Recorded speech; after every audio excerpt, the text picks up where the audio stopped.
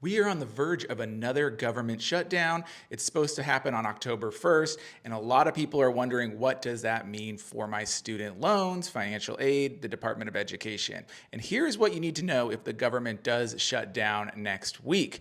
First, payments are still due. You will still owe your student loan payments. The loan servicers remain open. There are no changes on that front because the loan servicers are not the government. They are private companies, and their contracts have already been negotiated, paid, and they are operating like normal.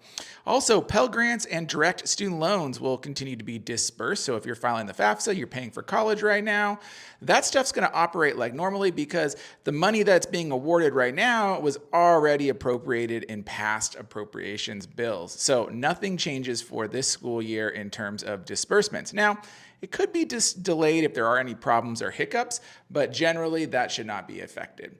When it comes to things like requiring the Department of Education's employees, we will see problems. For example, public service loan forgiveness, final approvals, actual forgiveness being given, and loan consolidations will be paused. The reason for this is that these functions, the final approvals, still require a Department of Education employee to sign off on them. Now, things like employment certifications, those are processed by a vendor or a contractor. They will operate like normal. This is specifically for people that hit 120 payments, and they will be in limbo and delayed. It also includes things like PSLF buyback because those are handled directly by the Department of Education, and those employees will be furloughed if the government is shut down. Same thing with loan consolidations. It's another function that the final sign-offs happen from a Department of Education employee, and those will be delayed. Things like customer service and ombudsman requests and FSA complaints will also be delayed. Those people will be furloughed and they will not be working in processing those requests.